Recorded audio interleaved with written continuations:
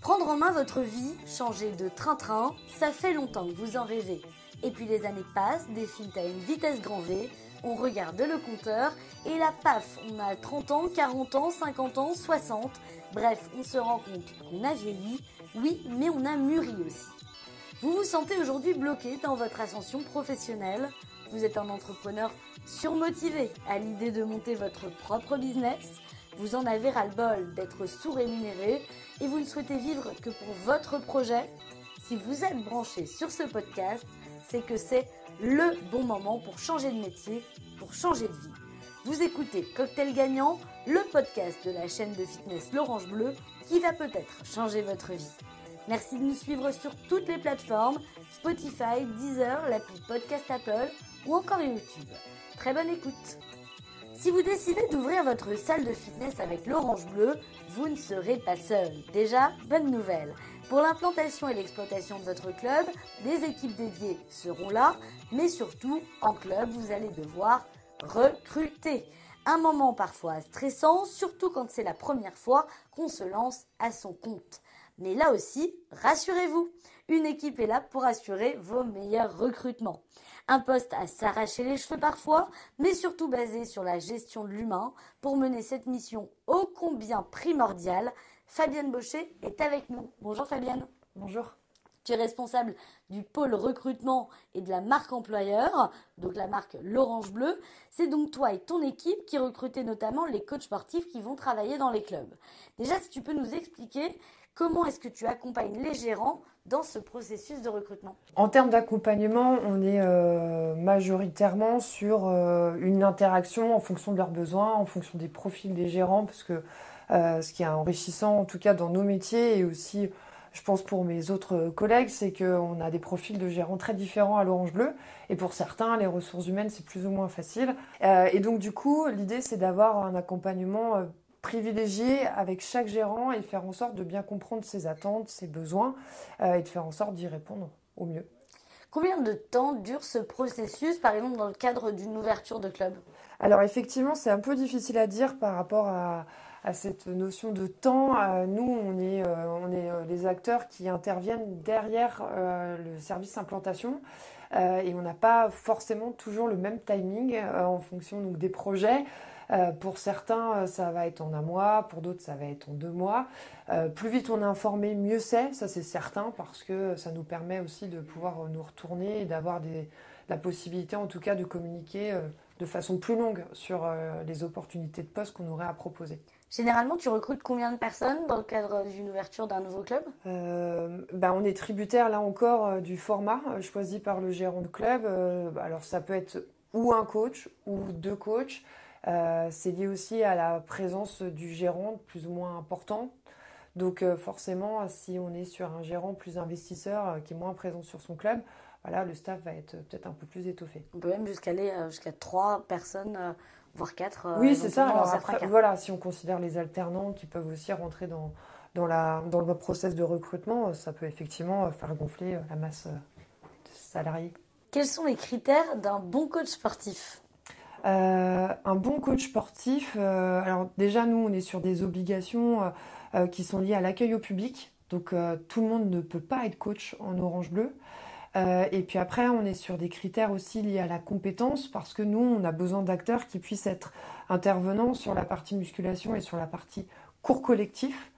Donc déjà, ça limite majoritairement, mais je dirais qu'au-delà de ces aspects qui sont pratico-pratiques, un bon coach, c'est quelqu'un qui aime ce qu'il fait parce que forcément, ça va se ressentir et pour un coach ou pour n'importe quel d'ailleurs métier, si vous aimez ce que vous faites, ça se ressent et c'est là où on va sentir que vous êtes un bon La motivation, l'inspiration et évidemment l'envie et la sécurité aussi des adhérents avant tout. Exactement. Quelles seront justement les missions d'un coach sportif au sein d'un club L'Orange Bleu? Alors au sein d'un club L'Orange Bleu, ça peut être divers, on va pas dire qu'il y a forcément une structuration de normes, mais en fonction des gérants, les attentes peuvent aussi un petit peu évoluer. Donc voilà, de base, de toute façon, c'est l'animation de cours collectifs, être présent sur les plateaux musculation pour mettre en sécurité les adhérents, savoir réaliser des programmes, être aussi à l'aise avec l'outil informatique, parce que forcément il y a toute une base liée à ça, et puis avoir un relationnel commercial, dans le sens où voilà, on est sur un concept qui sous-entend, parce que c'est l'ADN quand même de l'Orange Bleu, l'aspect convivial, l'aspect familial doit être présent au sein du club, et ça passe par voilà, des gens souriants, des gens dynamiques, des gens avenants. Bien évidemment. Est-ce qu'il y a un diplôme obligatoire? Aujourd'hui, au sein du service recrutement, on est en recherche de diplômes bien spécifiques, c'est-à-dire des diplômes qui sont particulièrement adaptés à l'activité en salle de fitness. Donc à savoir le BPGEPS AF, c'est-à-dire activité de la forme, euh, biopsion, cours collectif et haltérophilie musculation. Il y a également le CQP instructeur fitness qui lui aussi est dispensé sous 2 options, à savoir donc là, personal trainer ou cours collectif. Et enfin, le DUST métier de la forme, qui est un diplôme qui est proposé par l'université et qui lui répond aussi aux attendus qu'on peut avoir au sein des clubs. Tu recrutes généralement, tu l'expliquais, hein, donc pour les gérants de clubs, c'est à eux que tu vas soumettre les profils, mais qui tranche au final sur le profil, toi ou le gérant? Alors nous, on est là pour aider les gérants par rapport à leur constitution d'équipe. Maintenant, on n'est pas décisionnaire. Le gérant va recruter les personnes qui lui conviennent, parce que c'est hyper important. La cohésion d'équipe, elle commence là, sur l'entente entre le gérant et le coach recruté. Et quand les staffs s'étoffent, du coup, il y a un concept d'équipe à prendre en considération. Et nous, on est trop loin pour pouvoir donner notre point de vue vis-à-vis de ça. Est-ce que parfois tu fais déplacer des coachs géographiquement pour un job? La mobilité géographique, elle existe. Il y a effectivement au sein des classes de l'ENCP, par exemple, des personnes qui sont mobiles, qui envisagent effectivement de partir à La Réunion si un club s'ouvre, en Corse, enfin voilà.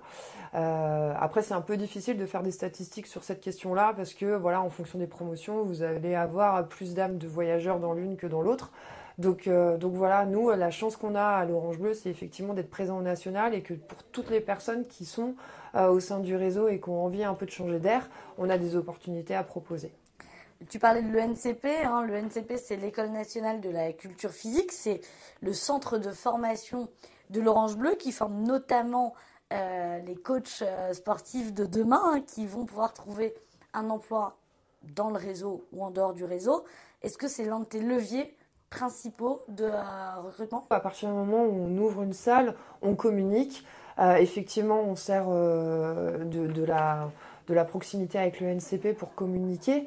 Maintenant, on utilise donc différents vecteurs pour faire savoir qu'on recrute dans nos salles. Et c'est vrai que voilà, le NCP, c'est aussi une opportunité pour nous de proposer des profils qu'on sait former, bien formés, parce que voilà, il y a des obligations qui sont liées au centre de formation tel que Calliope. Donc forcément, il y a une certaine sécurité sur voilà, le niveau de compétence de nos coachs. Et puis pour certains, ils ont aussi fait leur apprentissage en Orange Bleu, donc ce qui donne une plus-value effectivement à leur candidature. Est-ce que tu reçois quand même plutôt des candidatures spontanées aussi? La candidature spontanée, elle existe, mais c'est vrai que sur les métiers de coach, pas particulièrement. Je trouve pas que ça fonctionne plus que ça. Aujourd'hui, on a la chance effectivement d'avoir une présence, un rayonnement assez large. Donc, il y a toujours quelqu'un qui va pouvoir nous solliciter par le biais d'une annonce. Maintenant, les candidatures spontanées qu'on peut recevoir, nous, on les envoie sur les secteurs géographiques qui sont demandés par les candidats. Sur un CV, pour ceux qui nous écoutent et qui aimeraient potentiellement candidater à une de tes offres d'emploi, Ouais. quels sont les pièges à éviter? Sur un CV, il n'y a pas de piège à éviter, il y a des normes. Donc voilà, il suffit juste de suivre les normes. La base quand même, c'est d'avoir un CV sur une page et pas deux, parce que c'est pas le format attendu. Alors après, effectivement, on fait comme on veut, il n'y a pas de souci, mais voilà, effectivement, déjà, c'est la première chose. Et puis, bien mettre ses coordonnées, parce que pour la petite histoire, il y a des gens qui postulent, qui ne mettent pas ni leur numéro, ni leur adresse mail. Et c'est difficile du coup de les contacter. L'âge aussi peut-être. Je trouve pas que ça soit un critère non important à notifier. Ce qui est important, c'est forcément son expérience, ses formations, si on a un véhicule ou pas. On est sur des métiers où des fois les horaires peuvent être un peu tardifs, donc voilà, ça peut être un plus. L'âge, c'est pas vraiment un critère. D'ailleurs, en tout cas, le CV est parfois, entre guillemets, jugé has-been. Est-ce que les profils LinkedIn ou en tout cas l'ère du profil digital ont un peu sonné de là du CV? Alors, je pense qu'on peut se dire que ça peut être le cas sur certains métiers, c'est pas encore le cas dans tous. Même si aujourd'hui on n'utilise plus le CV, malgré tout, il faudra forcément passer par une explication de sa compétence, une mise en avant de ses expériences, et derrière les diplômes qui sont en lien, parce que du coup nous on est sur des obligations, donc déjà il n'y a pas. Donc on peut toujours partir du principe que le CV n'existe plus, peut-être qu'il va évoluer dans son format actuel, mais je ne crois pas que le CV ne pourra ne plus exister du tout. Ça me semble un peu difficile sur des métiers où il y a des attendus de formation qui sont existants. Et c'est peut-être valable pour d'autres métiers où voilà, le profil, c'est quelqu'un qui est à l'aise à l'oral. Mais si on n'attend pas de diplôme, effectivement, c'est plus facilitant. Sur les métiers de coach, on n'est pas là-dedans. Est-ce que tu demandes une lettre de motivation systématiquement? Nous, on ne demande pas une lettre de motivation. Alors, c'est toujours un peu pareil. La lettre de motivation, elle a son intérêt si elle est construite comme une lettre de motivation doit l'être, ce qui n'est pas toujours le cas, pour être honnête. En gros, l'erreur, c'est de penser que la lettre de motivation, c'est redire ce qu'il y a dans le CV, alors que non, en fait. La lettre de motivation a la vocation à expliquer un contexte dans lequel on a pu faire telle ou telle action ou dans lequel on a pu développer telle ou telle compétence. Et donc, en général, les lettres de motivation, elles disent ce qui est déjà écrit dans le CV, ce qui est toujours un peu dommage. Alors que c'est un outil bien spécifique et qui a une vraie valeur ajoutée si on sait bien la rédiger. Est-ce que tu rencontres systématiquement tous les candidats que tu as présélectionnés? Alors du coup, il faut savoir que nous, à l'Orange Bleu, comme on recrute au national et aussi en Espagne, il faut savoir que nous, on a beaucoup d'interactions téléphoniques avec les collaborateurs, les futurs acteurs en club. Et effectivement, on n'a pas la possibilité de les rencontrer physiquement. Donc on n'est pas sur une démarche de recrutement qui va dans ce sens, en tout cas sur les profils de coach. En visio peut-être? Non plus, c'est téléphonique uniquement, avec forcément une validation de certains aspects. Exemple, je dis n'importe quoi, mais pour l'exemple, on demande si les gens ont leur carte professionnelle. Une carte professionnelle, c'est indispensable pour travailler dans un club. Si on n'a pas sa carte, on ne peut pas travailler. Donc nous, on valide ce genre de choses. On fait un point sur ce qui a été développé dans les expériences précédentes ou pas, pour essayer en fait de voir si ce profil, ce candidat, peut transposer sa compétence à ce qu'on attend de nous, et s'il a envie de le faire, hein, c'est toujours un peu pareil. Tu as un métier vraiment dans le domaine de l'humain, tu baignes là-dedans tout au long de la journée. Comment on fait pour rester objectif et focus aussi, puisque comme tu le disais, tu traites pour plusieurs gérants en même temps, quoi. Bah, c'est un métier. Je suis formée pour. Non, c'est un métier parce que déjà dans le recrutement, il ne faut pas se laisser emporter par ces biais qu'on a tous, parce que c'est l'humain qui veut ça. Et du coup, l'objectivité, on essaye d'y tendre. Alors on reste des humains, hein, donc forcément perfectibles et dans l'absolu toujours un peu, je dirais pas fiable, mais en tout cas, friable peut-être. Et donc, résultat, on essaie justement de sortir de ça et d'avoir une analyse objective autant que faire se peut, vraiment. Est-ce que tu adaptes les profils proposés aux gérants en fonction de la personnalité du gérant lui-même? C'est un peu compliqué parce que les personnalités des gérants, elles sont assez diverses et surtout, nous, en termes d'interaction, on les côtoie, mais on les côtoie pas tant que ça. Donc, c'est un peu compliqué déjà de connaître leur substance. Et puis pour certains c'est plus facile, pour d'autres c'est plus compliqué en plus parce que ce ne sont pas effectivement des profils avec lesquels nous-mêmes on va avoir une facilité de communication. Donc forcément c'est un peu difficile. Nous on part du principe que on laisse de côté nos a priori, nos points de vue sur les candidats. On transmet tous les candidats qui correspondent au poste et puis après on échange avec le gérant sur voilà, comment il a ressenti les choses et si ça rejoint ce qu'on a pu nous penser. L'idée, c'est de ne pas transmettre nos propres questionnements, nos propres inquiétudes, que le gérant se fasse sa propre idée en fait, parce que sinon, de nos biais, on va lui en générer à lui. Et forcément, ça peut mettre à mal une collaboration. Nous, on a une personne à un instant T, dans un moment clé de sa journée, et c'est pas, on n'est pas tous les mêmes tout le temps, et c'est dommage de juger quelqu'un sur justement cet espace-temps, voilà, sur lequel voilà, il n'était pas prêt, ou il est fatigué, ou il a mal dormi, ou j'en sais rien quoi. Donc voilà, et c'est pour ça que l'entretien avec le gérant, après on voit ce que lui en a pensé, et si effectivement on a le même point de vue, on peut partir du principe qu'il y a peut-être une constante en termes de personnalité. Mais justement, quand tu as des entretiens avec une fréquence intensive, il faut quand même rapidement cerner le candidat. Est-ce que tu as tes petites astuces quand même? Effectivement, on a un point de vue sur le profil, enfin voilà. Ciblé et cerné d'ailleurs. Ouais, non, c'est sûr. Nous, les entretiens, on passe 20 minutes, 30 minutes avec les profils, donc forcément, on a un point de vue. Et plus on fait d'entretiens et plus on grandit dans son métier, meilleur on est en recrutement, de mon point de vue en tout cas. Après, on est aussi sur cette approche de se dire, si on a le droit de penser ce qu'on veut sur les profils, c'est vrai. L'idée, c'est justement de ne pas donner nos propres biais aux gérants et on reste fidèle à ça. Et c'est uniquement quand ils les ont vus qu'on échange sur ce qu'on a ressenti nous, au même titre qu'eux nous disent ce qu'ils ont ressenti eux. Est-ce qu'on peut se faire quand même une idée de la personne dès la première question, dès la première poignée de main par exemple? Je pense qu'on peut se faire une idée et c'est là où il faut être bon recruteur et sortir de ça. Parce que sinon, forcément, on va passer à côté de bons profils. On n'est pas nous-mêmes constants, donc il faut partir du principe que les gens ne le sont pas non plus. Et du coup, voilà, une poignée de main qu'on jugerait un peu molle ou un peu moite ou j'en sais rien quoi, bref. Un peu trop ferme. Un peu trop ferme, exactement. Du coup, on peut se dire, enfin, on peut en tirer des conclusions, mais il faut pas. Donc après, c'est sûr que ça, plus ça, plus ça, plus ça, là, ça va nous aider à peaufiner en tout cas la lecture du profil. Mais si on s'arrête à ça, on n'est pas recruteur. Hein. Le métier, c'est pas ça en fait. Donc forcément, faut sortir de ça. Et c'est aussi pour ça que plus on fait des recrutements, plus on sait aussi peut-être se détacher des premiers a priori qu'on pourrait avoir. Mais c'est lié à notre métier.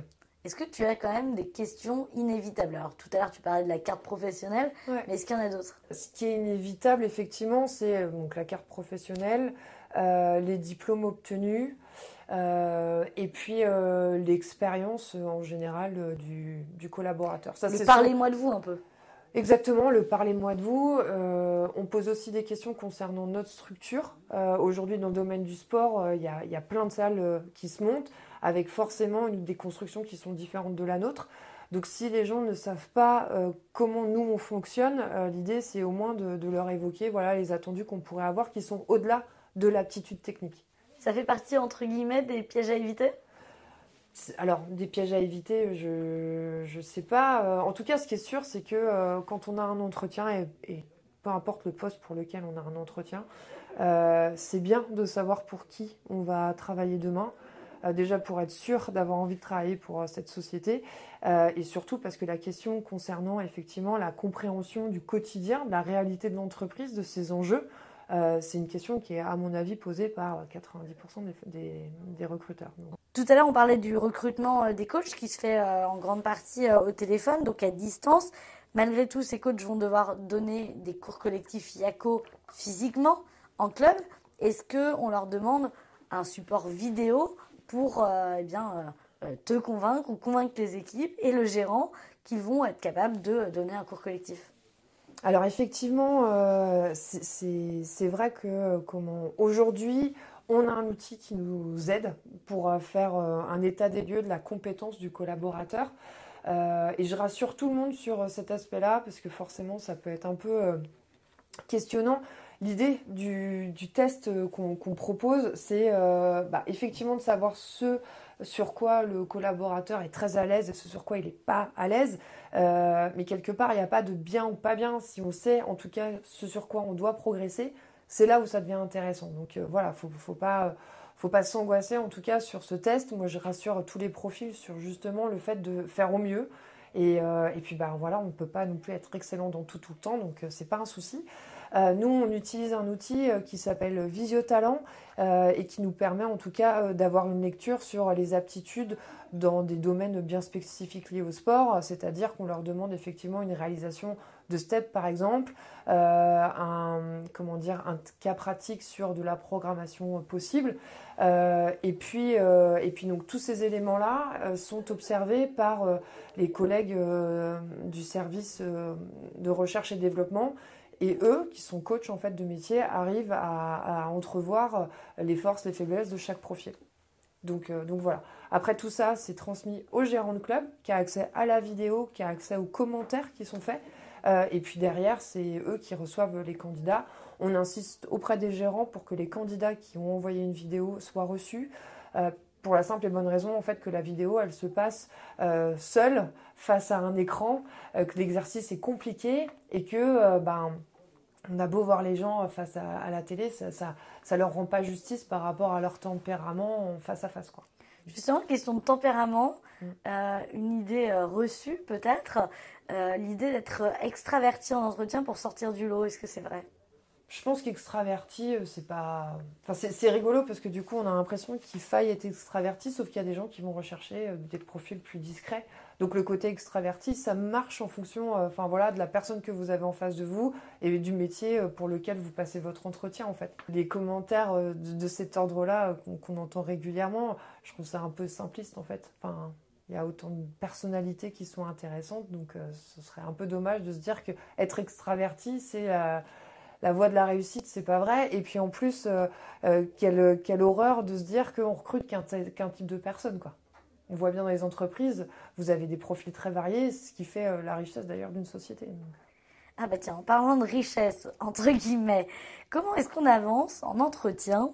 Alors, côté recruteur ou côté recruté, le sujet toujours très sensible chez nous les Français, de la rémunération. Du coup, nous, on est assez à l'aise avec ça parce qu'on n'en parle pas. Du moins, on n'en parle pas vraiment. Moi, je collabore avec des gérants de sociétés qui montent des entreprises et pour lesquelles j'ai pas forcément accès au prévisionnel établi. Donc, je ne sais pas le budget qui est alloué pour chaque salarié. Donc ça, déjà, c'est assez facilitant, on ne parle pas de ça. Aujourd'hui, la rémunération des coachs, elle est entre guillemets normée puisque on a un minimum en deçà duquel on ne peut pas rémunérer quelqu'un. Donc c'est combien? 1848 € brut par mois. Et en deçà de ça, c'est la convention collective, il n'y a pas le droit. Donc comme ça, les choses sont claires. Mais l'objectif, c'est qu'on sorte sur un aspect gagnant-gagnant, que ce soit pour les coachs et aussi pour les gérants, évidemment. Est-ce que le piston ou la recommandation, ça marche? Je sais pas si ça marche, oui.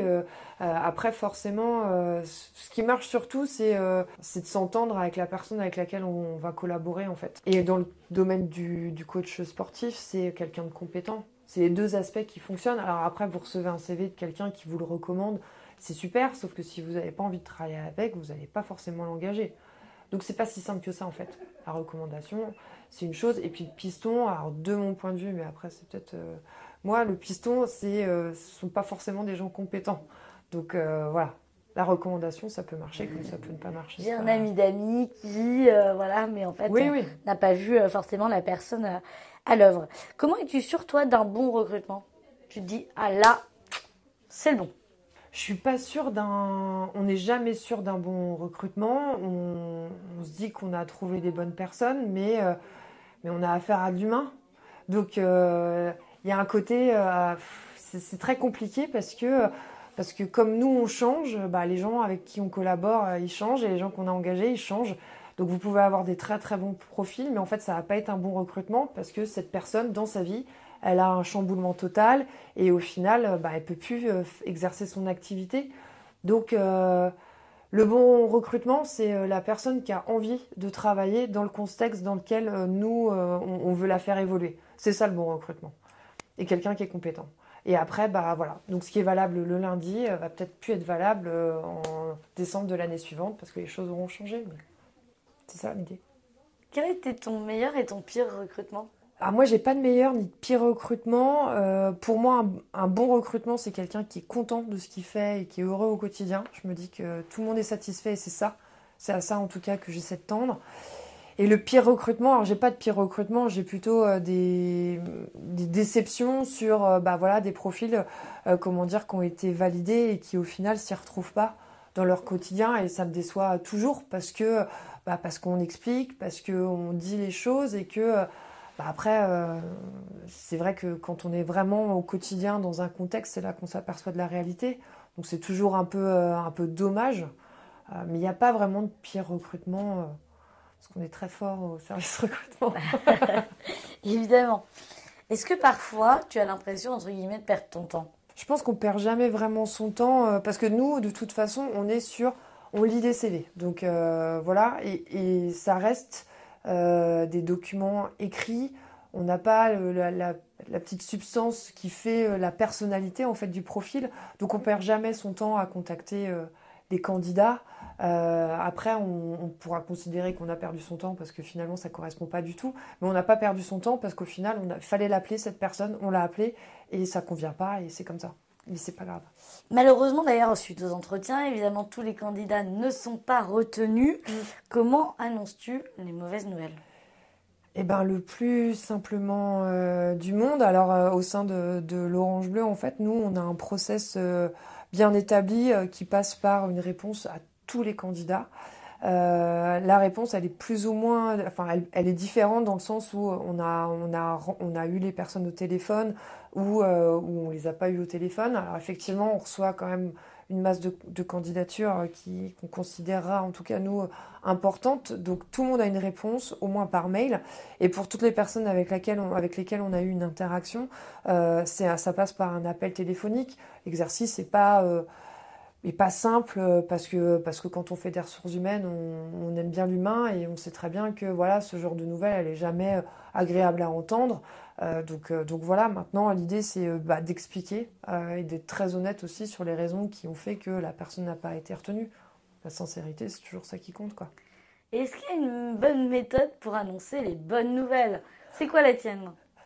Alors les bonnes nouvelles, ça va, c'est plutôt facile à faire. Donc pour le coup, je crois que la bonne méthode, c'est pareil, c'est d'être naturel. Je suis toujours très enthousiaste quand je dis à quelqu'un qu'il a recruté, donc je pense que ça s'entend déjà dans ma voix. Donc en général, l'interlocuteur comprend assez facilement que la collaboration peut être possible. Alors pour ceux qui ont eu la chance d'avoir Fabienne au téléphone avec une bonne nouvelle, est-ce que ces coachs vont devoir ensuite suivre une formation ou plusieurs formations, et si oui, lesquelles?